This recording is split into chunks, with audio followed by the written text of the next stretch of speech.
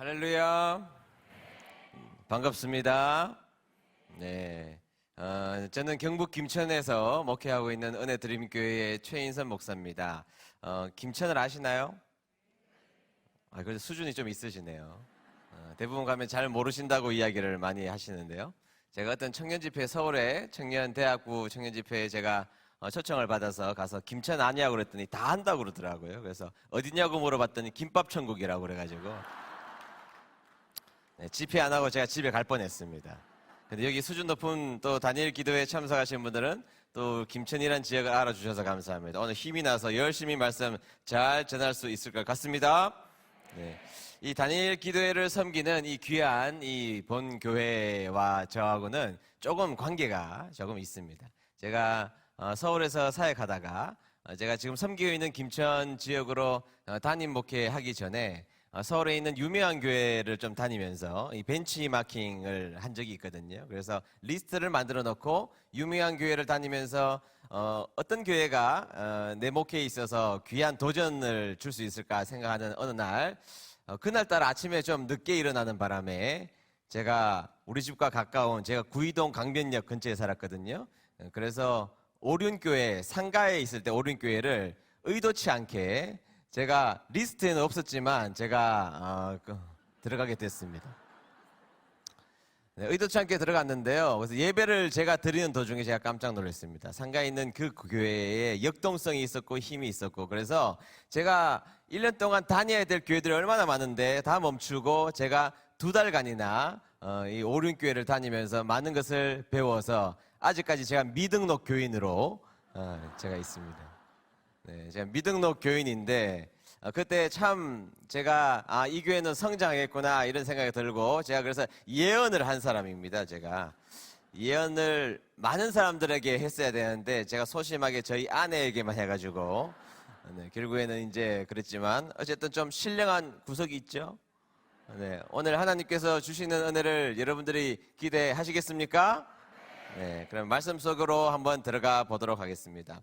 저는 오늘 여러분들과 함께 그래도 가야 할 길이라는 제목을 가지고 말씀을 전하려고 하는데요. 그래도 가야 할 길이 어떤 길인지에 대해서 한번 생각해보고 그 길을 한번 생각해보고 마음속에 담는 시간들이 좀 되었으면 좋겠다는 생각이 듭니다.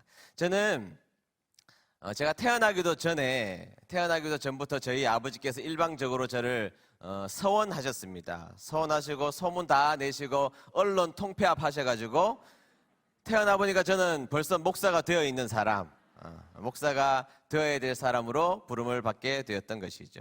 그래서 다행스러운 것은 제가 의식이 있을 때부터 저는 목사하겠다 이렇게 내 꿈이 뭐냐 물어보면 나 목사할 거예요 이렇게 어릴 때부터 아버지께서 서원하셨지만 저도 역시 생각이 있을 때부터 목사하겠다는 다짐을 하고 목사가 되는 길을 걸어갔던 것이죠. 다행스러운 것이죠. 제가 초등학교 1학년 들어갔더니 저는 유치원을 못 다닌 사람이거든요.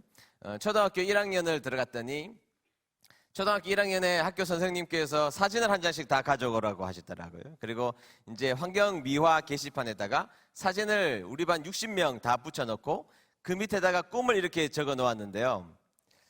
이게 꿈을 크게 가져라 이 말의 부작용이 생각보다 큽니다, 여러분. 우리 반 친구들의 꿈이 뭐냐면 대통령이 2명 있었고요. 장관이 3명 있었고 국회의장이 1명 있었고 뭐 판사 뭐 쭉 이렇게 있었는데 가만히 보니까 대한민국의 중요한 3부 요인들이 다 우리 반에 있더라고요. 우리 반에 있는데 저는 목사 이렇게 적었죠. 제 꿈이 목사이기 때문에 목사라고 적었고 결국에는 저 말고는 꿈대로 된 인간이 한 명도 없었습니다. 네. 어쨌든 저는 착실하게 목사가 되기 위해서 성실하게 모범생으로 공부 열심히 잘하고 공부 잘하게 생겼어요. 네. 품행이 방정했고 방정 맞고 아니고 방정했고 모범생으로 잘 자랐습니다. 잘 자랐다 그러면 또 기분 나빠하시는 분들이 있으시더라고요. 잘 자랐습니다. 모범생으로 잘 자랐습니다. 제가 모범생으로 잘 자랐다 그러니까 어떤 교회에 어떤 분이 저한테 그러시더라고요. 목사님 송구스럽지만 목사님의 첫 인상은 기생 오래비 같았습니다. 송구스러운 이야기는 안 하는 게 옳습니다. 네, 그렇게 열심히 모범적으로 살았죠. 뭐 한 가지 굳이 좀 흠을 잡자면 연애를 남들보다 조금 일찍 시작했을 뿐입니다. 6학년 때 제가 연애를 시작했고요. 중학교 2학년 때 프로포즈를 했습니다. 중학교 때 2학년 때 결혼한 건 아니고요. 중학교 2학년 때 프로포즈를 하고 13년 연애해서 결혼한 아내가 지금 20. 네.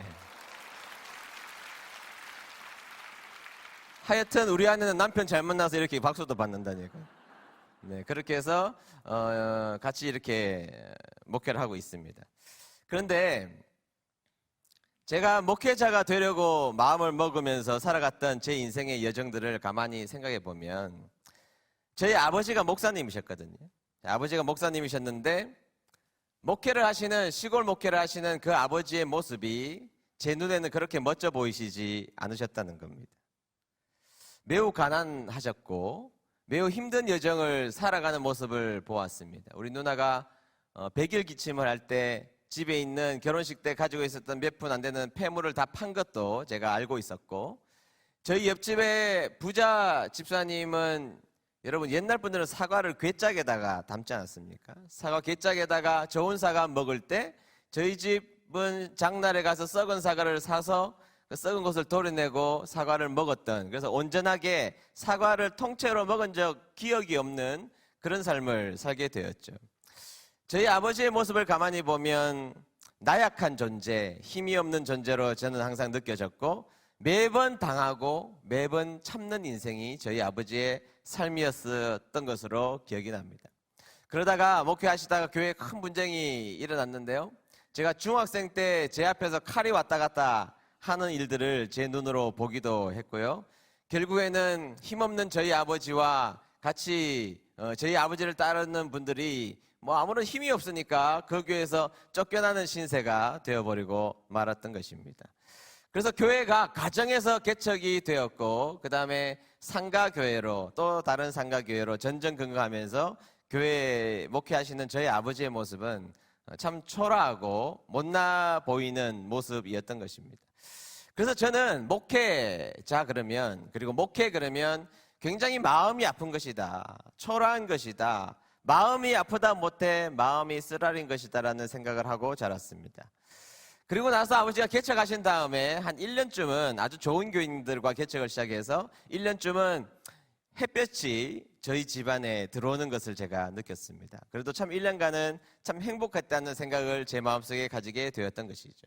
자, 저는 이제 목사가 되기로 마음을 먹었던 자기 때문에 목사가 되기 위해서 여러 가지 코스가 있지만 저는 일반 대학교를 진학한 다음에 신학대학원을 진학하는 것이 저의 꿈이었고, 이제 그런 과정을 통하여서 가능하면 유학도 가고 그런 코스를 밟으려고 나름대로 노력했던 사람입니다.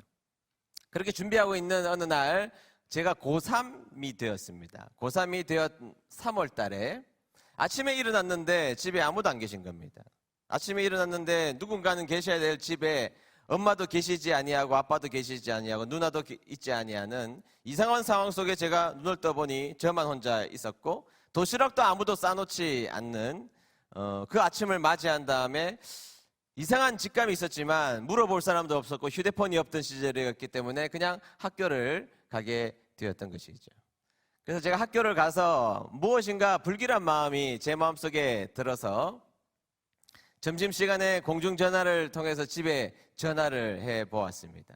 집에 전화를 해봤더니 저희 어머니가 그 전화를 받으시는데 아버지께서 새벽 3시 반에 일어나셔서 집에서부터 교회까지 새벽 기도를 가시다가 깡패에게 테러를 당하셨다는 이야기를 듣게 되었던 것입니다.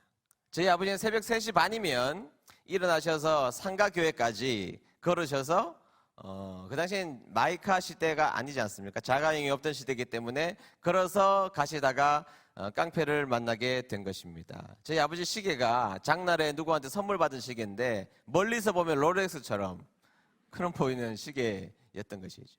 그래서 그 깡패가 저희 아버지에게 테러를 하고 시계를 빼앗고 주머니에 있는 돈 몇 푼을 가지고 도망가게 되었던 것입니다. 이제 새벽 기도 시간이 되었는데 이제 목사님이 나오셔서 예배를 인도하셔야 되는데 목사님이 새벽 5시가 되었는데도 나오시지 않는 겁니다. 5시가 되어도 나오시지 않는데 교인들이 가만히 들어보니 강대상 뒤에서 신음소리가 들렸던 것이죠. 그래서 교인들이 뛰쳐나가서 달려가 보니까 아버지가 피를 철철 흘리시고 그 자리에 쓰러져 계신 것이었습니다. 제가 나중에 알았는데요, 너무 마음이 아픈 것은 그 강도를 만났던 그 지점부터 교회까지의 거리가 몇백 미터가 되는데 저희 아버지는 거의 기어서 교회까지 오셨고, 교회가 3층 건물이었는데 3층까지 기어서 교회에 들어오셔서 새벽을 지키기 위하여서 아버지가 오셨다는 모습의 이야기를 듣고 마음이 너무 아팠습니다. 교인들이 놀라서 아버지를 모시고 병원에 데려갔더니 우리가 살고 있는 그 지역에서는 안 된다 그래서 대구에 있는 영남대학병원으로 저희 아버지를 옮기게 되었습니다. 얼마나 맞으셨는지 이 턱뼈가 완전히 내려앉으신 것입니다. 기가 막힌 일이죠. 그런데 그렇게 입원하고 계신 어느 날 저희 아버지께서 저를 부르셨습니다. 그래서 제가 부랴부랴 기차를 타고 대구에 있는 영남대학병원에 갔더니 아버지가 저에게 이런 이야기를 했습니다. 인선아, 너 일반 대학부터 가지 말고 신학대학부터 가라. 그러면서 이렇게 말씀하셨어요. 너 목사 되어야 해.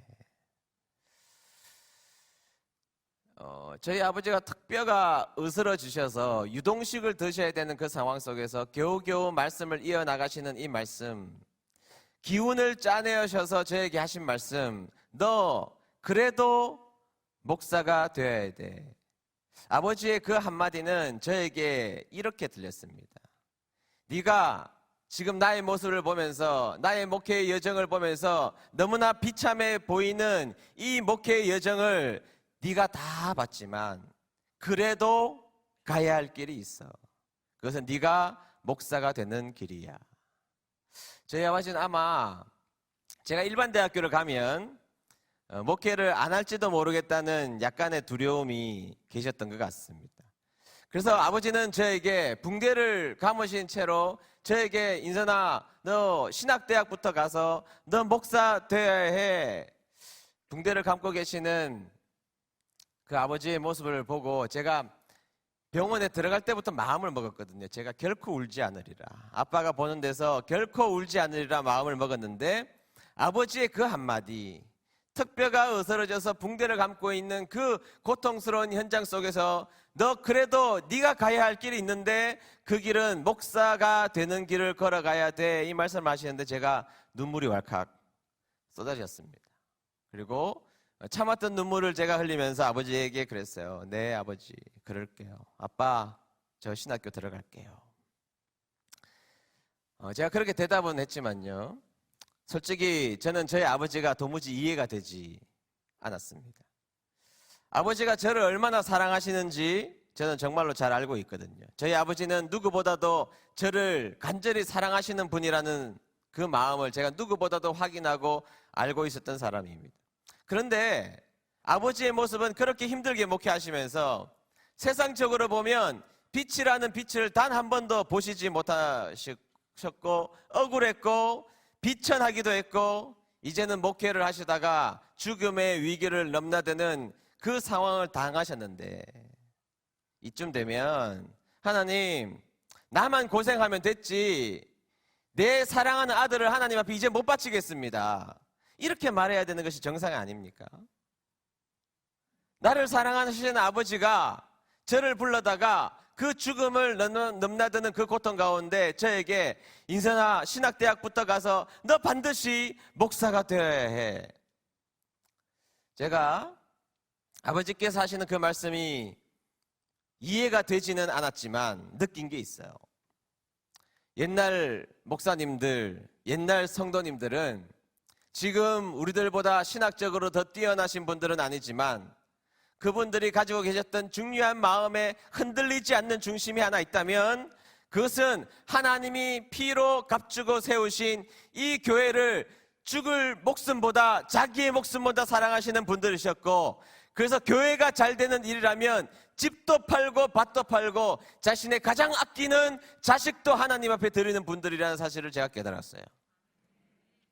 그래서 아버지는 사명자의 길이 보기에는 아무리 초라해 보일지라도 그 뒤편에 하나님께서 얼마나 영광스러운 길이고 얼마나 하나님을 위하여서 아우성치는 이 영광스러운 길을 걸어가는 일을 절대로 네 인생 가운데 놓치지 말 것을 말씀해 주셨다는 것이죠.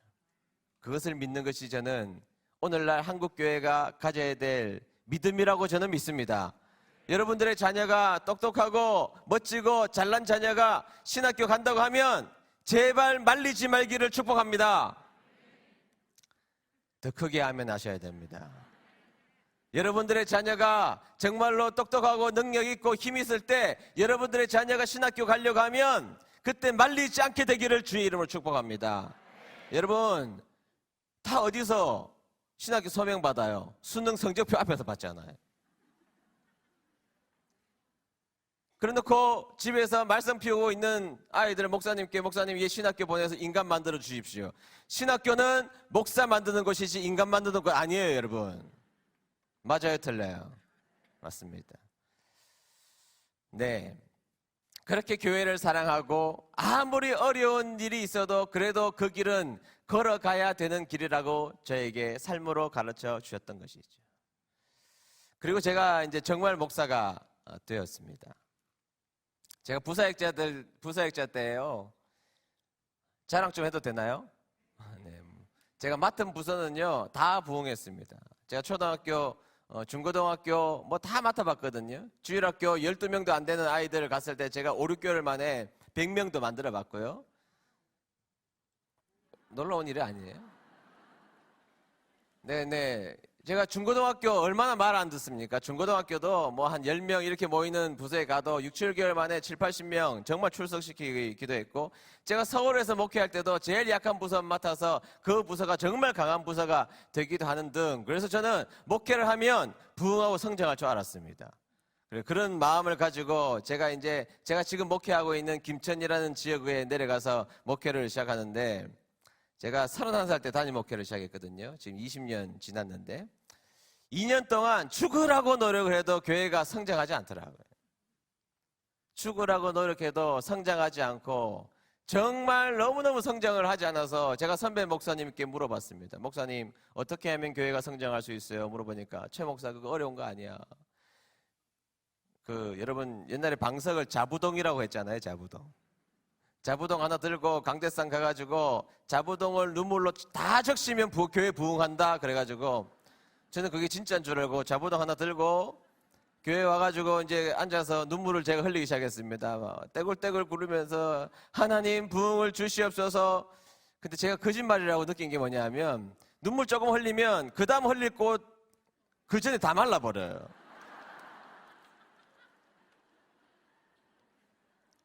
그러니까 손수건이라고 이야기해야 됩니다. 과대 포장된 것이죠. 그래서 제가 아무리 눈물을 흘려도 부흥이 안 되는 겁니다.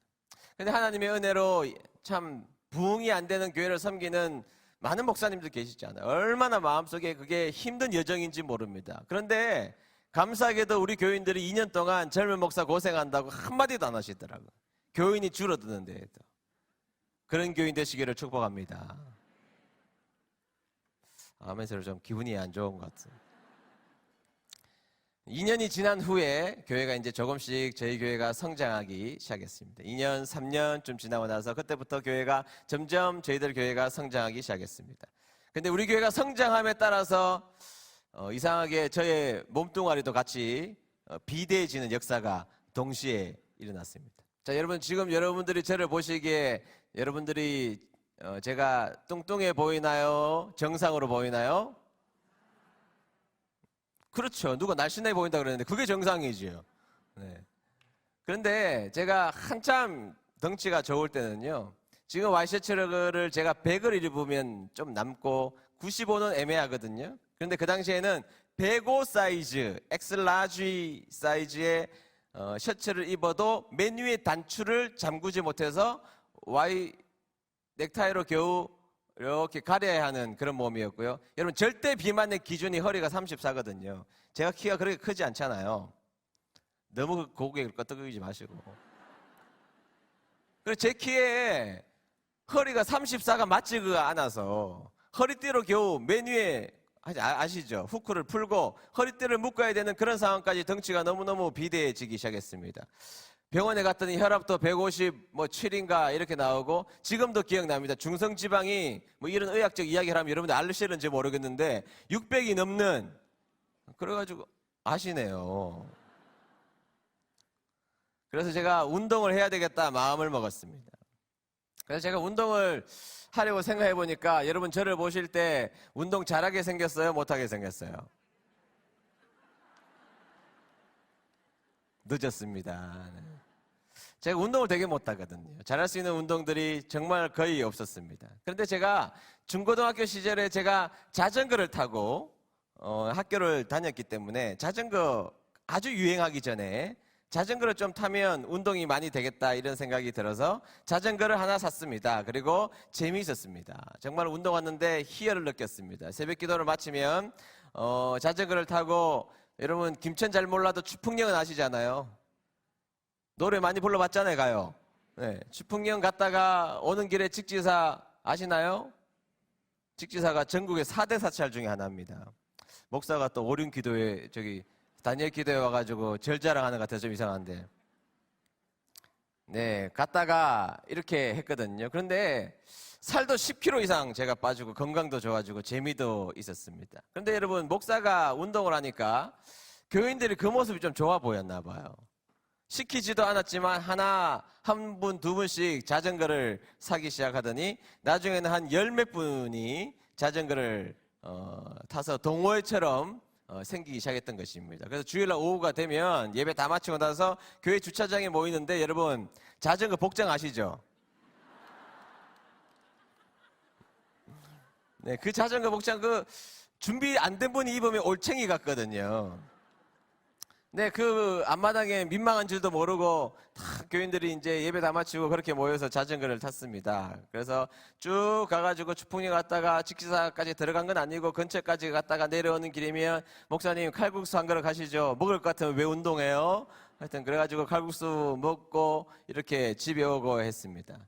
그런데 교회 집사님 한 분이 저에게, 목사님 우리가 주일날만 하지 말고 평일날도 재미있으니까 주중에 한 번쯤 더 모여서 자전거를 타면 어떨까요? 저에게 그렇게 말씀해 주셨습니다. 근데 그렇게 하죠. 그렇게 해서 목요일 날 8시쯤 함께 모여서 자전거를 타기 시작했습니다.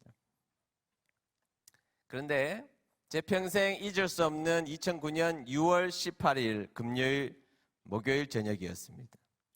그날도 저녁에 자전거를 함께 모여 탔는데, 그날따라 제일 적은 인원들이 모여서 자전거를 타게 되었습니다. 5분이서 자전거를 타고 쭉 올라가서 추풍령 갔다가 내려오는 길에, 목사님 칼국수 한 그릇 드시고 가시죠. 그래서 칼국수 집에 들려서 칼국수를 먹고 내려오는 길이었습니다.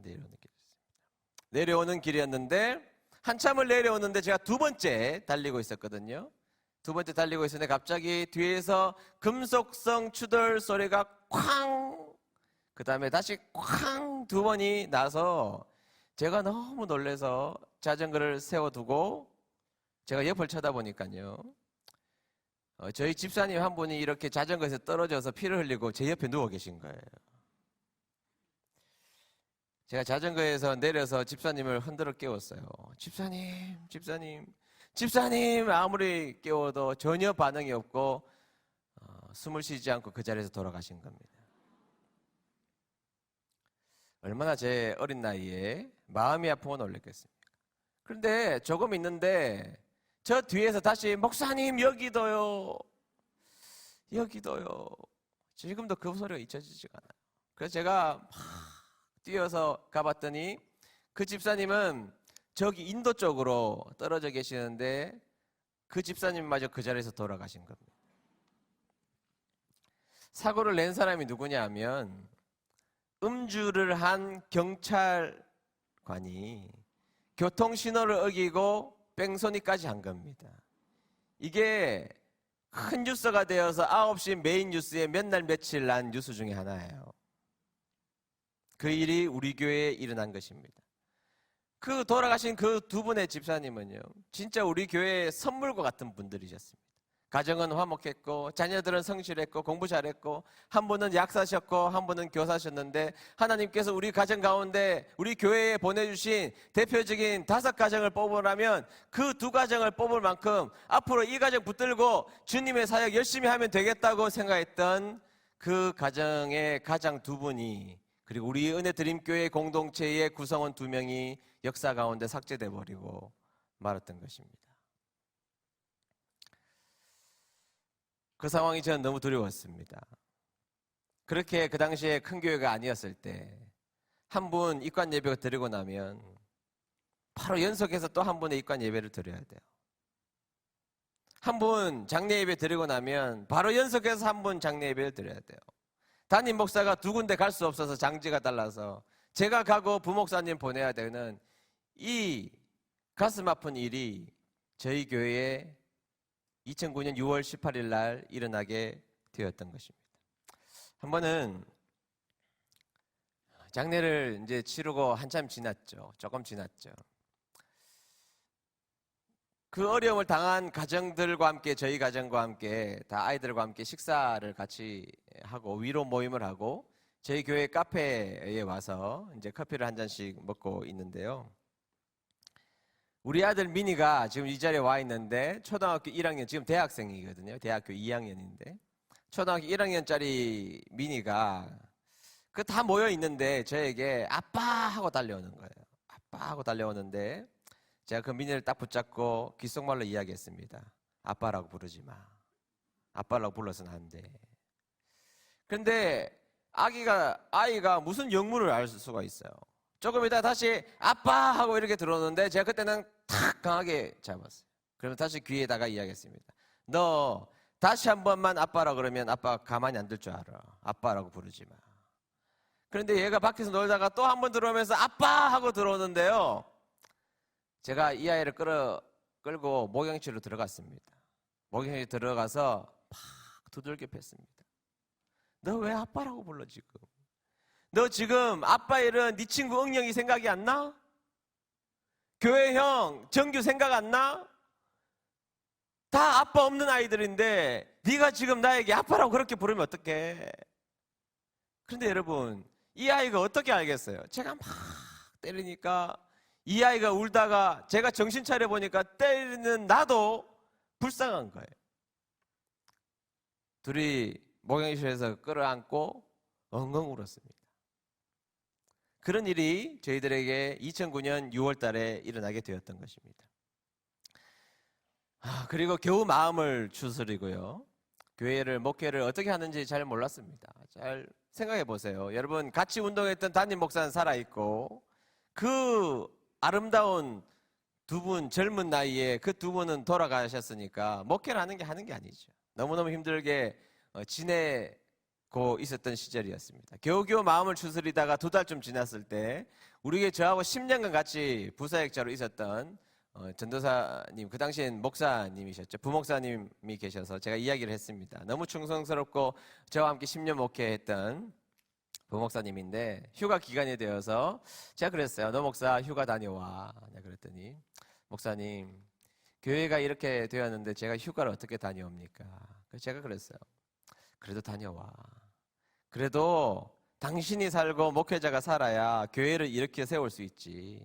휴가 다녀와. 그랬더니 마지못해서 노 목사님이 휴가를 간 것입니다. 그런데 이 노 목사님은 결혼은 늦게 했는데 아기를 잘 가지지 못했어요. 가지지 못해서 몇 년 만에 아기를 가져서 이제 15개월 된 아기 아린이란 딸이 하나 있었거든요. 그 휴가를 다녀와서 이제 한 일주일 정도도 지나지 않았는데 갑자기 저에게 그 목사님 찾아와서 그러는 게 목사님 큰일이 났어요. 그래서 무슨 일인데 그랬더니 우리 아린이가 의식을 잃어버렸어요. 제가 너무너무 얼마 전에 놀랐잖아요. 2개월 전에. 빨리 병원에 데려가 봐. 그래서 병원에 갔더니 저는 그 당시엔 생소한 병이었습니다. 병명이 용혈성 요독 증후군인데 콩팥, 신장을 투석해야 되는 병이 10여 개월 된 딸아이에게 걸린 거예요. 이 병이 오늘날에는 많은 사람들에게 알려져 있는 햄버거 병이라는 병입니다. 덜 익은 햄버거 패티를 먹었을 때에 콩팥이 망가지는 그 병에 이 아린이가 걸리게 된 것입니다. 그리고 의식은 없었고 대학병원에서 혈액투석을 하고 있습니다. 제가 밤늦게 신방을 갔더니 그 사모님이 저의 허벅지를 붙잡고 막 우는 거예요. 목사님 제발 좀 살려주세요. 제발 좀 살려주세요. 제가 기도해주고 돌아왔는데요. 며칠 만에 그 아이도 세상을 떠난 것입니다. 그렇게 크지 않았던 교회에 반복된 고난, 그 고난이 저의 마음과 성도들의 마음을 물같이 녹아내리게 해버리고 말았습니다. 2개월 만에 일어난 일이거든요. 그런데 2개월이 좀 더 지납니다. 2개월이 조금 더 지난 12월 어느 날 우리 교회 어릴 때부터 저하고 친했던 친구가 있습니다. 그 친구는 장로교 목사님 아들이고 저는 침례교 목사님 아들이었는데 어릴 때부터 친하게 지냈던 친구인데 그 집에 아들이 3명 있었거든요. 그런데 첫째 아들, 둘째 아들, 셋째 아들이 다 잘생겼어요. 그런 집안도 드문데 다 잘생겼는데 제일 잘생긴 애가 두 번째 애 은결이었어요. 근데 이 은결이 취미가 뭐냐 하면 목사 놀이 하는 거예요. 집에다가 강대상 만들어 놓고 엄마 앉혀놓고 아빠 앉혀놓고 형 앉혀놓고 동생 앉혀놓고 할렐루야 하면 아멘 해야 돼요. 그리고 이 애가 부르는 찬양이 주님 다시 오실 때까지 이 찬양을 부르면 목이 쉬도록 그렇게 찬양을 합니다. 너무 잘생긴 애가 너무 예쁘게 목사 놀이를 하고 있는데 어느 날은 우리는 침례교잖아요. 여러분 세례는 이렇게 주지만 침례교는 물속에 집어넣었다가 빼거든요. 좀 화끈합니다. 근데 얘가 침례식 놀이를 동생 형하고 하는 거예요. 형을 물속에 집어넣었다가 뺐다가 얼마나 예뻐요. 그래서 너무너무 예뻐서 제가 집에 있는 넥타이를 하나 가져다가 얘한테 주면서 6살밖에 안 되는 애한테 야, 너 커서 목사 되어야 돼. 그러면서 제가 넥타이를 제가 아끼는 진짜 좋은 넥타이를 선물로 주었던 그런 애였거든요. 그런데 어느 날 목욕실에 있는데 갑자기 목욕실 문이 이렇게 두들기는데 여러분 목사는요 그 목욕실 문 두드리는 노크 소리만 들어봐도 대강 압니다.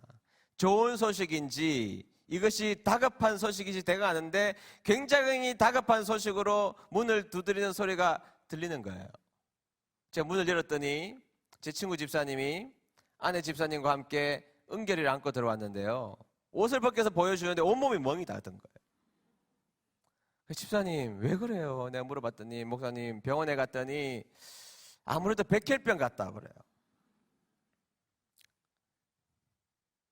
그래서 서울대학병원으로 전원해서 검사를 해봤더니 백혈병 진단을 받은 겁니다. 그래서 이 아이가 골수 이식까지 받았음에도 불구하고 8개월간 투병하다가 이 아이마저 세상을 떠납니다. 여러분 이 일이 단 6개월 사이에 저희 교회에서 일어난 일입니다. 그렇게 크지 않았던 그 당시에 그 교회에 정말 두려웠고 정말 괴로웠고 말할 수 없는 고통을 제가 가졌습니다. 여러분 여기에 15,000교회가 참석하고 있는 목사님들의 심정들을 제가 다 이해하는 사람 중에 하나라고 저는 생각하고 있습니다. 견딜 수가 없는 아픔이었습니다. 각자 당하는 고통은 각자 당하는 고통이지만 교회를 책임지는 자의 그 고통은 말할 수 없는 고통이었던 것이죠. 저의 모습을 좀 표현하자면 이런 모습이었던 것 같아요. 제가 어릴 때 저희 사택이 옛날 이제 사택이었는데요.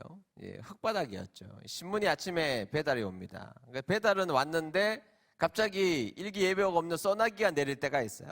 소나기 한참 내린 다음에 아버지가 인사나 가서 신문 가져와. 그러면 신문 가지러 가보면요. 신문을 들 수가 없어요. 들면 바로 찢어지거든요.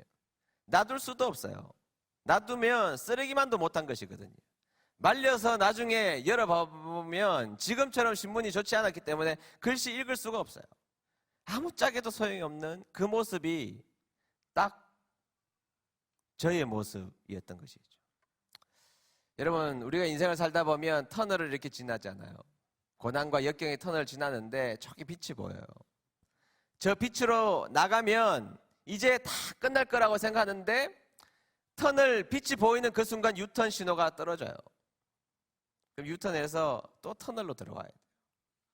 터널로 들어와서 정말 애를 쓰며 견디며 살았는데 저기 빛이 보여서 이제 모든 것이 끝났다고 생각하는데 다시 유턴 신호, 다시 터널로 들어와야 돼요. 딱 저의 모습이었습니다. 제가 살고 있는 도시에 소문 다 났습니다. 크지 않는 도시였기 때문에 은혜 드림교회 망했다더라. 철없는 젊은 목사가 목회하더니 교회가 목회를 잘못해서 사분오열되었다더라. 별 소문이 났습니다. 과연 이 위기를 어떻게 이겨낼 수 있을까? 아니, 나는 견딜 수는 있겠더라. 견딜 수는.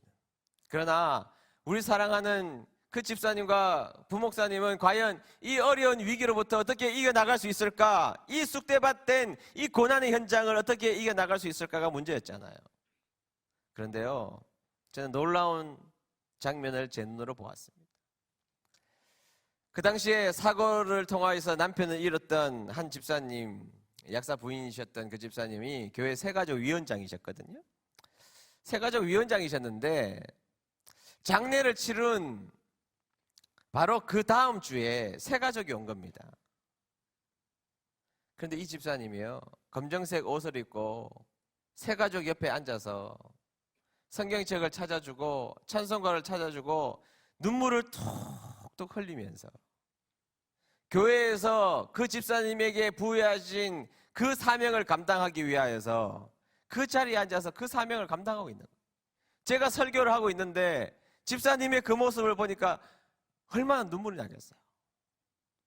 또 한 분 집사님은 교사셨는데요, 이분은 예배 드리다가 아이들이 막 떠들면 그 아이들을 빨리 안고 나가서 요구르트도 주고 사탕도 주어서 예배가 방해받지 않도록 그렇게 했던 집사님이신데, 이 집사님 자신의 남편을 산에다가 묶어 온 그 다음 주에 왔는데 아이가 눈치 없이 빽 우는 겁니다.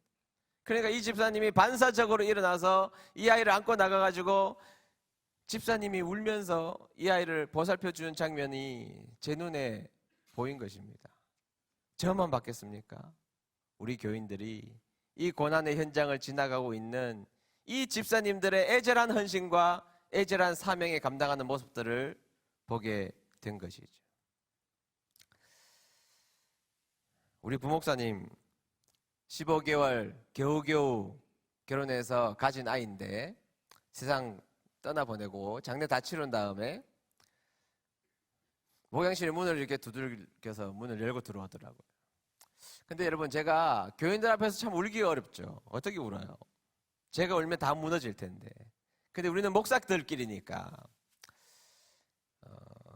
목사님 들어오자마자 제가 둘 다 아무 말도 할 수 없었어요. 한참을 같이 이렇게 울었는데 이 목사님이 말을 하기 시작했습니다. 뭐라고 말하기 시작했느냐 하면, 목사님, 저 너무 감사해요. 그러는 거예요. 그래서 제가 좀 화가 났어요. 너 목사, 도대체 뭐가 감사해? 지금 이 상황에서 아무리 우리가 감사가 우리의 역사적 사명이라고 생각한다고 치더라도, 신앙적 고매한 성품이라고 생각할지라도 어떻게 감사할 수 있어? 내가 그렇게 물었더니 저에게 이렇게 이야기하기 시작했습니다. 목사님, 저는요, 은혜 드림교회에 와서 교육 전도사로 사역할 수 있었고요, 이곳에서 전임 전도사가 되었고요, 또 이곳에서 결혼했고요, 또 이곳에서 목사 안수 받았고요, 그리고 이곳에서 사랑하는 내 딸 아린이 태어났고요, 그리고 이곳에서 내 사랑하는 아린이 천국 보냈으니 저 감사해요. 제가 그랬어요. 고맙다고요. 고맙다 너 목사. 둘이 한참을 울다가 헤어졌죠.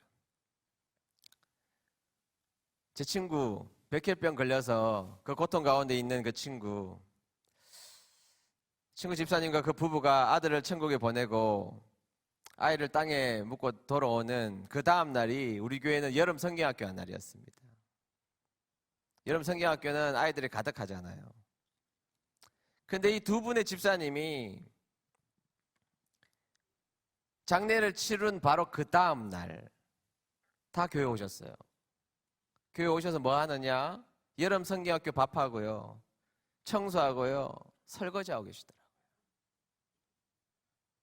여러분, 어제 산에다가 묵고 온 아이들 뛰노는 모습을 보면 내 자식 생각 안 나겠습니까? 그 자식 생각 안 나겠습니까? 그런데 우리 교회의 그분들은 자신의 아픔과 고난과 역경과 어려움이 있지만, 그러나 그래도 가야 할 길, 하나님이 자신에게 부여해 주신 이 놀라운 사명을 붙드는 일에 대해서 실패하지 않았던 것입니다. 우리 교회가 그래서 살아난 거예요. 여러분, 요즘 교회에 상처라는 말이 지나치게 많지 않습니까? 조금만 무슨 일이 있으면 상처받았다고 그래요. 누구 때문에 상처받았고 누구 때문에 상처받았고 하지만, 여러분, 교회가 뭐 어떤 곳입니까? 하나님이 피로 값주고 사신 이 교회는 하나님의 놀라운 은혜가 지배하는 곳, 그곳이 교회가 아닙니까? 난 그곳이 교회라고 믿습니다. 그러면 우리가 주일 감당하다가 때로는 상처받을 수 있고 역경을 겪을 수가 있고 고난을 겪을 수가 있고 주일 하다 보면 욕먹을 수 있죠. 그러나 그것을 덮고도 남는 하나님의 놀라운 은혜가 있다면 그 은혜를 바라봐야 되지 않겠습니까? 여러분, 상처 묵상하지 마시고 은혜 묵상하는 다니엘 기도에 참여하는 모든 교회 되시길 주의 이름으로 축복합니다. 저는 상처가 없다고 말하는 사람은 아닙니다만, 여러분, 우리가 상처를 묵상해서 해결되는 것이 아니라 하나님께서 우리에게 부어주신 놀라운 은혜를 묵상할 때 상처는 이겨나가는, 쉽게 이겨나갈 수 있는 문제라고 저는 믿습니다. 그래서 저는 성도님들의 그 위대한 모습, 자신에게 주어진 사명을 그래도 가야 할 길이라고 붙잡고 그 길을 걸어갔던 그 놀라운 모습 때문에 우리 교회가 살아났던 것이죠. 근데 여러분, 저는 목사잖아요. 성도님들은 그런 모습을 보고 아마 많은 부분 깨달았을 겁니다. 그런데 저는 신학적으로 성경적으로 해결이 안 되더라고요. 제 마음이 너무너무 답답했어요. 너무너무 고통스러웠어요. 여전히 제 마음속에 이 문제가 해결되지 않고 답답하고 고통스러운 마음이 가득했습니다. 그런데 그런 고통을 다 지나고 또 성도님들이 그래도 가야 할 길을 끊임없이 가는 그 모습을 제가 보고 있는 수요일 날 제가 시편 강해를 하고 있었거든요. 시편 강해하고 있었는데 그날따라 시편 강해가 38편이었는데요. 제목을 딱 보니까 여러분, 시편은요 그게 그거예요. 그렇잖아요. 시편 강해 제가 150편을 처음부터 끝까지 다짐하고 다 하긴 했는데 다시는 안 해야 됩니다. 그 얘기가 그 얘기. 그리고 제가 시편 38편을 딱 열었는데 다행스럽게도 제목이 다윗을 기념하는 시 혹은 다윗을 기념하는 시, 이렇게 제목이 되어 있어요. 제가 덮었어요, 성경을.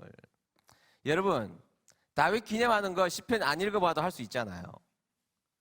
저에게 다윗을 기념하라 그러면 저는 다윗과 골리앗 이야기할 거예요. 여러분, 다윗과 골리앗은 단순하게 장군을 이겼다는 게 아닙니다. 하나님의 군대와 하나님의 이름이 땅바닥에 떨어졌을 때에 하나님의 자존심을 다윗이 등장하여 높여드린 사건, 그것이 다윗과 골리앗의 사건이에요. 여러분, 다윗 등장하기 성경 찾아보세요. 다윗 등장하기 전까지 그 이스라엘 군대와 이스라엘 지키기 하나님의 이야기 한 번도 안 나옵니다. 다윗 등장하자마자 하나님의 이야기로 가득 채워요. 그리고 하나님의 이야기로 가득 채우자 하나님께서 승리를 주신 것이거든요. 저 그거 같으면 그거 자랑할 것 같아요.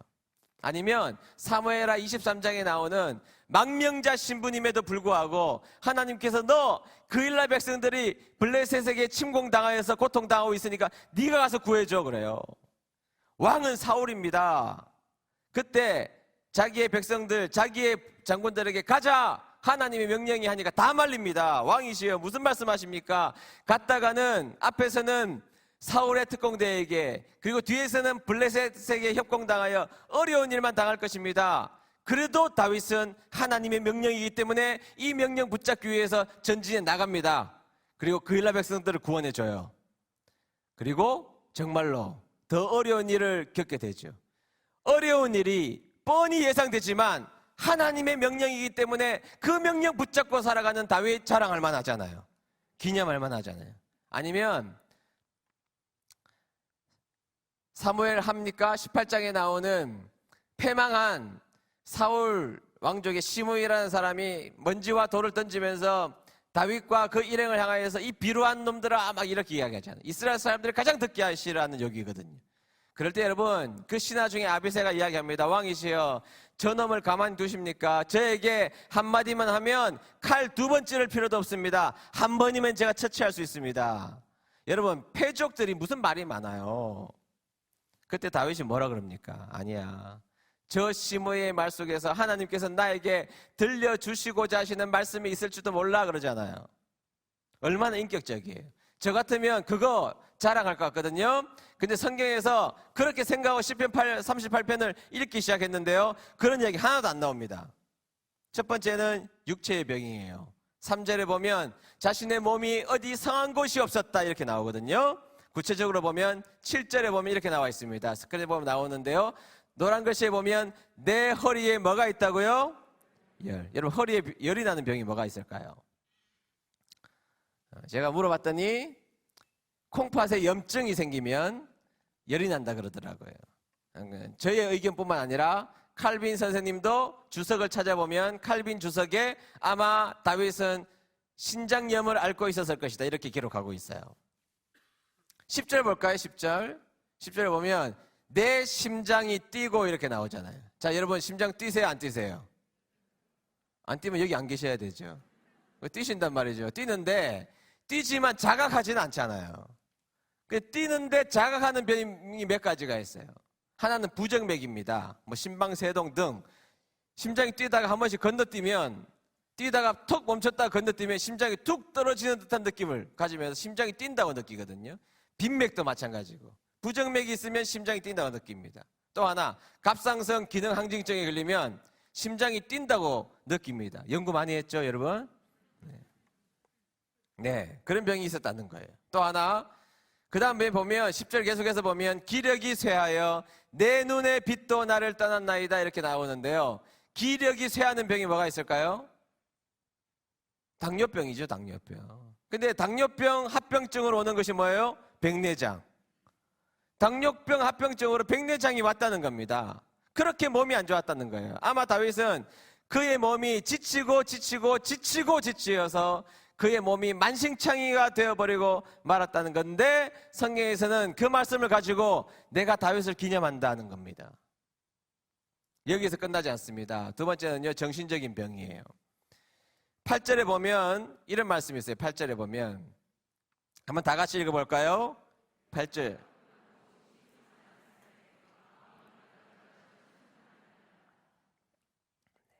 물 먹을 시간도 안 주시네요. 네, 정신적으로 불안했고 불안장애, 우울증, 공황장애.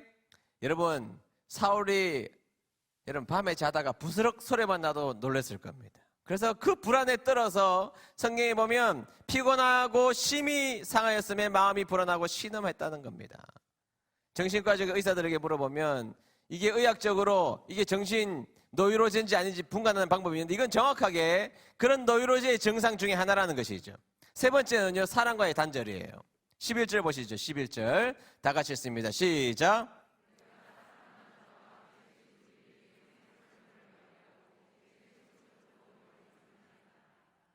네, 여러분 사람이요 아무리 힘들어도 힘들 때 사람이 찾아와서 어깨를 두들겨주면 힘이 납니다. 그런데 성경 말씀에 뭐라 그러는가 하면 나의 사랑하는 자와 나의 친구들이 멀리서 떠나고 나의 친척들도 멀리 섰다는 거예요. 다 도망갔다는 겁니다. 내가 성한 것이 없고 아프자 다 사라졌다는 거예요. 자 여러분 지금 제가 여러분들에게 말씀드렸던 시편 38편은 다윗의 인생의 전성기에 해당하는 것입니까? 아니면 인생의 밑바닥을 길 때의 이야기입니까? 전자예요 후자예요? 후자예요. 밑바닥을 기어가는 삶, 밑바닥을 비참하게 살아가는 삶을 기념하신다는 거예요. 저는요 이 말씀을 연구하다가 제 영혼에 빛이 들어오는 경험을 했습니다. 제가 공동체를 책임지고 있는 목사로서 이렇게 반복된 어려움이 제 인생 가운데 찾아오고 교회가 어려울 때 이 말씀을 찾아보자 하나님은 우리가 승승장구할 때 기뻐하시지요. 하나님이 우리가 잘 될 때 하나님이 여전히 기뻐하십니다. 그런데 진짜 중요한 것은 바닥을 기어다닐 만큼 고통스럽고 어렵고 험난한 인생을 걸어가는 여정이 있을지라도 여전히 내가 하나님을 붙들고 있다면 하나님은 우리를 기념하신다는 거예요. 제 마음에 빛이 들어오기 시작했어요. 여러분, 우리가 멋진 인생을 살 때 하나님 앞에 감사한 여러분 되시기를 축복합니다.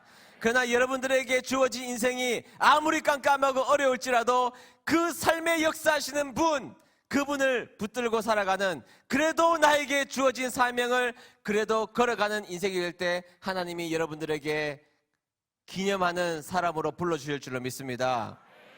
제가 이 고통을 당할 때 제럴드 시체 박사의 하나님 앞에서 울다라는 책을 선물로 받았어요. 제럴드 시체 박사가 인디안 모임에 갔다가 돌아오는 길에 음주를 한 트럭이 중앙선을 넘고 오다가 제럴드 시체 박사의 차에 정면 충돌합니다. 그때 자신이 제일 사랑하는 3명의 여자가 죽어요. 자신의 아내와 자신의 어머니와 자신의 딸이 죽어요. 고통에 몸서리칩니다.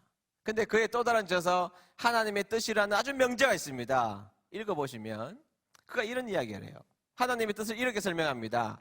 내가 오른쪽으로 갈 것인지 왼쪽으로 갈 것인지 그게 하나님의 뜻이 아니라는 거예요. 제가 한국에서 대학을 다닐 것인지 미국으로 유학 갈 것인지 그게 하나님의 뜻이 아니라는 거예요. 하나님의 뜻은 나에게 주어진 오늘의 인생이 주어질 때 하나님의 말씀대로 살아가는 게 하나님의 뜻이라는 거예요. 그가 고통에 몸서리치다가 결론낸 것, 내가 오른쪽으로 갈 것인지 왼쪽으로 갈 것인지가 하나님의 뜻이 아니라 나에게 주어진 그 길을 하나님의 말씀대로 순종하며 걸어가는 그 길이 하나님의 뜻인 줄로 믿습니다. 스탠리 하워스라고 하나님의 나그네 된 백성들이라는 책을 지은 듀크 대학, 지금은 듀크 대학을 떠나서 에버딘 대학이 있는 것으로 제가 알고 있는데, 이분의 강의를 제가 들은 적이 있어요. 이분이 지은 책 중에 아주 좋은 책이 있습니다. 하나님의 나그네 된 백성들인데요. 이분이 피올러 신학교에서 한번 강의를 하시는데 이런 이야기를 했습니다. 이분의 아내가 행복하게 결혼생활을 하다가 정신병에 걸린 겁니다. 새벽이 되면 막 소리를 질러서 내려가 보면 막 몸에 벌레가 기어다닌다고 해서 보면 벌레 없어요. 그리고 갑자기 병과 유리잔을 막 집어던져서 다 깨기도 하고, 스탠리 하워스의 친구에게 전화를 해서 너하고 성관계 할 거라고 새벽 3시, 4시에 전화를 하니 이 스탠리 하워스 박사가 어떻게 견뎌내겠습니까? 그가 그렇게 이야기를 합니다. 나는 나와 내 아들을 지켜내기 위하여서 매일같이 10마일을 16km를 매일같이 미친 듯이 뛰어야만 했다. 그러면서 스탠리 하워스가 이런 이야기를 해요. 기독교인이 된다는 것은 답이 없이 사는 법을 배우는 것이다. 답이 있어서 사는 것이 아니라 우리 하나님이 정답이시기에 우리는 답이 보이지 않아도 그 인생을 살아내는 것이다. 그러면서 이런 이야기예요. 인생이 왜 이러냐고 나에게 묻지 마라. 나도 모른다. 내 인생이 왜 이따위냐고 나에게 묻지 마라. 나도 모른다. 저는 이 강의를 들으면서 다시 한 번 더 빛을 보았습니다. 제 마음이 청소되는 것을 느꼈습니다. 여러분, 하나님은요, 다니엘의 세 친구를 풀무불을 지나가게 될 때 풀무불을 꺼트리셔서 역사하시는 분이 아니라 풀무불을 걸어가게 하시면서 역사하시는 분이세요. 하나님은 다니엘이 사자굴에 들어갈 때 사자를 죽이셔서 역사하시는 분이 아니라 그 사자굴에 집어넣으셔서 역사하시는 분이 우리가 믿는 하나님이신 줄로 믿습니다. 여러분, 그래도 가야 할 길이 무엇입니까?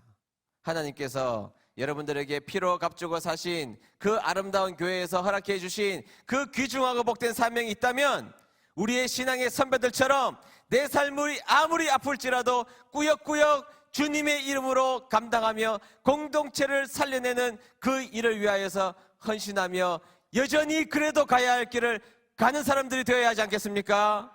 그것이 오늘 한국교회를 책임지며 한국교회의 미래를 책임지는 사랑하는 다니엘 기도회에 참석한 교회들, 그 교회들이 그래도 가야 할 길이 되어야 할 줄로 믿습니다. 그 일에 실패하지 마시고 성공하는 우리 모든 권속들 되시기를 주의 이름으로 축복합니다. 기도하겠습니다. 하나님, 인생의 터널을 지나갈 때가 있습니다. 너무 깜깜해서, 너무 아파서 하나님을 원망한 적도 있습니다. 하나님, 그러나 반복된 고난, 끊임없는 터널을 지나갈 때 여전히 그래도 가야 할 길을 오늘 저희들이 깨달았습니다. 우리 하나님께서는 풀무불을 꺼트리셔서 역사하시는 분이 아니시라 풀무불을 지나가게 하셔서 역사하시는 분이시고, 사자를 죽여셔서 역사하시는 분이 아니라 사자굴을 들어가게 하셔서 역사하시는 분. 나에게 주어진 길이 그 어떠한 길일지라도 우리 하나님 잘 섬기며 그분을 위하여서 영광스러운 삶을 살아갈 수 있는 다니엘 기도에 참여한 모든 교회와 성도님 될 수 있도록 축복하여 주시옵소서. 그래서 내가 그 길을 걸어갈 때에 수없이 넘어질지라도 하나님 한 번만 더 일으켜 세워주셔서 용기 있게 걸어갈 수 있는 힘을 허락하여 주시옵소서. 예수님의 이름으로 기도드리옵나이다. 아멘.